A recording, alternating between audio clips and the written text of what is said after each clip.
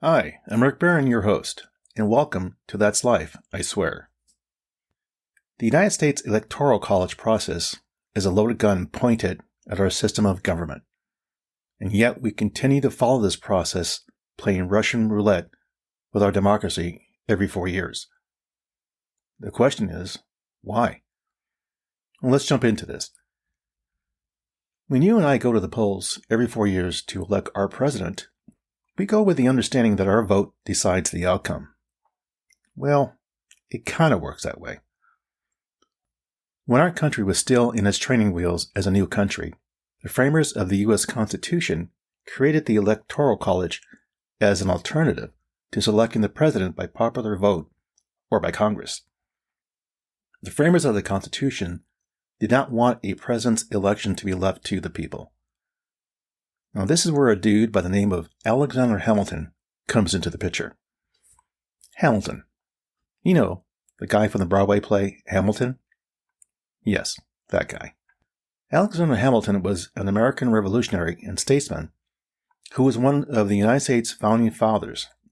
But more importantly, he was a promoter of the U.S. Constitution. Now, Hamilton wrote a large document titled the Federalist Papers. He had help writing a series of essays within this document, but he wrote the majority of it. The purpose of this document was to help ratify the proposed United States Constitution. Thinking ahead to the process of electing future presidents, Hamilton worried that some individuals could be elected president based on the popularity of who would play on people's fears and ignorance to win elections. He worried that such an outcome could result in the winner shedding their skin to reveal that they would rule as tyrants. Sounds like Hamilton had a crystal ball that foretold that someone like Trump would pop up on the horizon one day. Being the history nut that I am, I did a little digging on the Electoral College process. Our U.S. Constitution called out the Electoral College's purpose for electing a president was that American presidents are elected not directly by the people, but by the people's electors. The electors. When we cast our ballot for president in the popular vote, they in turn elect a slate of electors. The electors then cast the votes that decide who becomes president of the United States. Now, usually, electoral votes align with the popular vote in an election. But that assumption hasn't always been the case in our history, and I'll get to that later.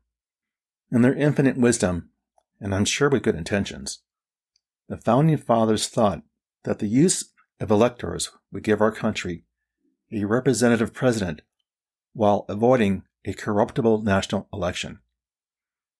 Now, I'll give the founders points for trying, but we've seen over our history that we've had moments where all hell broke loose during some of our elections. As we have seen from various elections, just because one candidate wins the popular vote, that's you and me, the Electoral College, the electors, decides the outcome. Well, one lazy afternoon with a mint julep in one hand and a writing quill in the other, Hamilton wrote, and I quote, in the Federalist Papers, number 68, "This process of election affords a moral certainty that the office of president will seldom fall to the lot of any man who is not in eminent degree endowed with the requisite qualifications." That's a mouthful. Translation: the founders did not fully trust the people's ability to judge candidates' fitness for office. Hamilton and others felt they needed a screening system that would prevent any individual from being elected on popularity and not on having high qualifications in keeping democracy secured. And there you have it, the birth of the Electoral College. As our elections continue, various disputes and close elections caused many arguments into who won, thus making the electoral process somewhat muddled. It became clear that something needed to be done to prevent future mishaps. Well, something did happen. In 1887, the Electoral Count Act was passed. Now, the purpose of this act came about as a result of several states submitting competing slates of electors and a divided Congress that was unable to resolve the deadlock for weeks, as it did during the 1876 presidential election.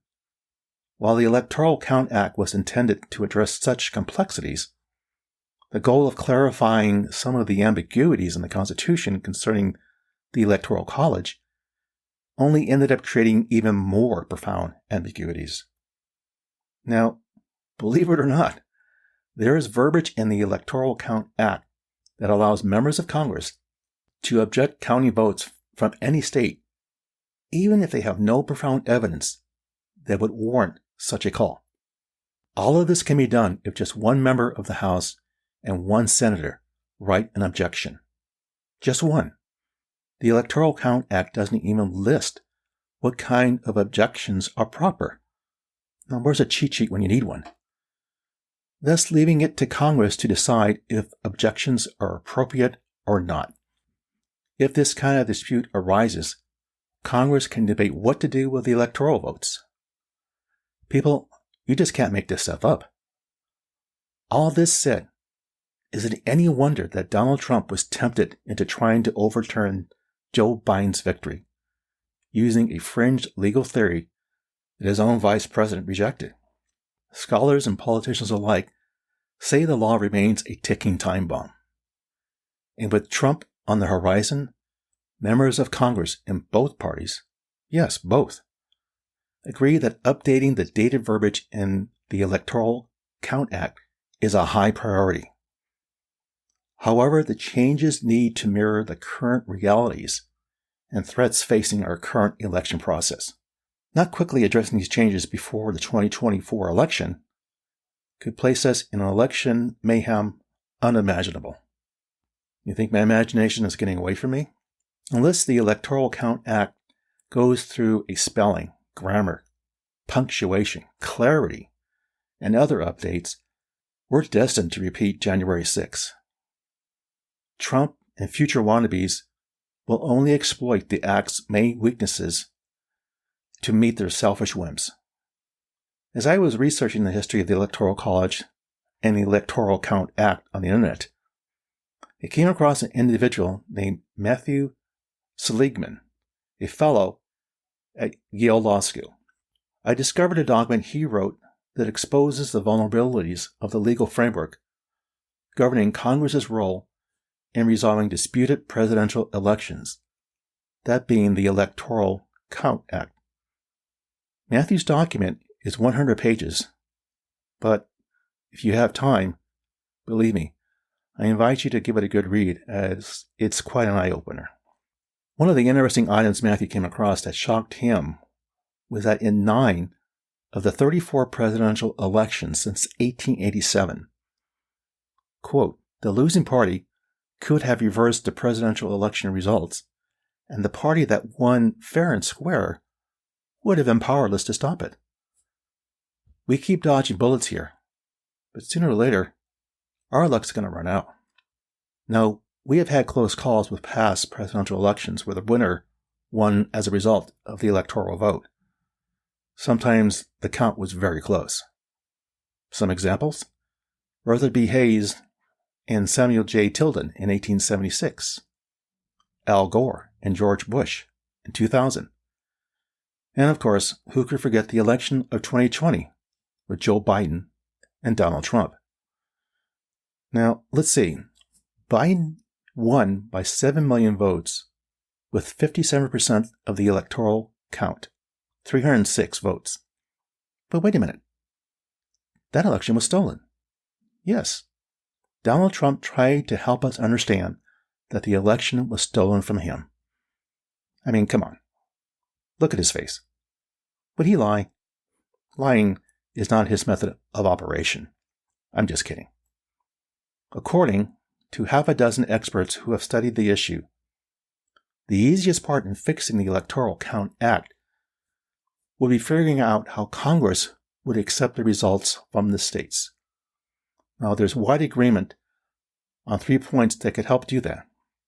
First, extending what they call the safe harbor deadline, the date by which all challenges to a state's election results must be completed.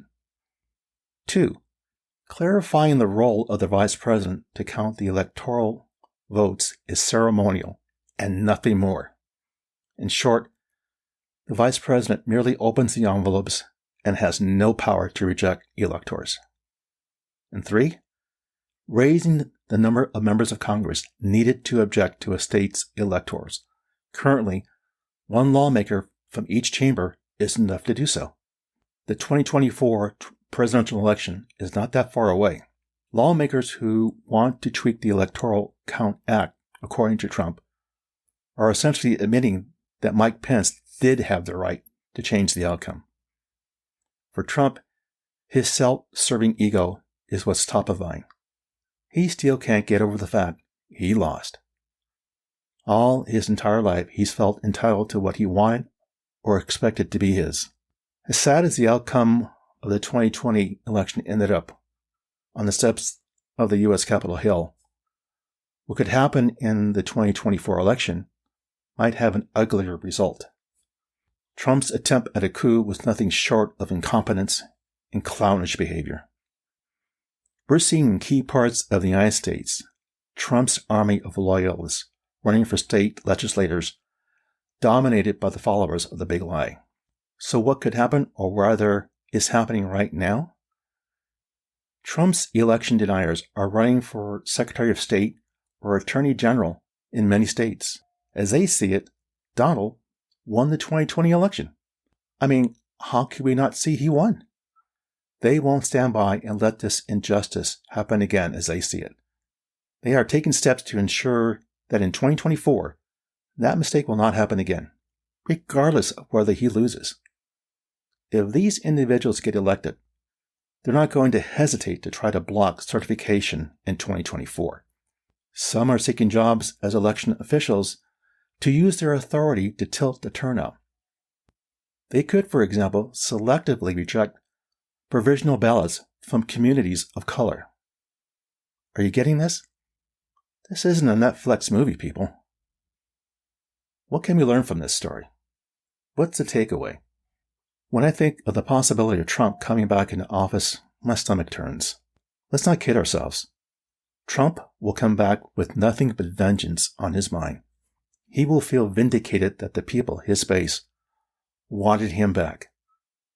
Let there be no illusions that Trump will quickly fill key departments with individuals who have nothing but the utmost loyalty to his orange-painted suntan face.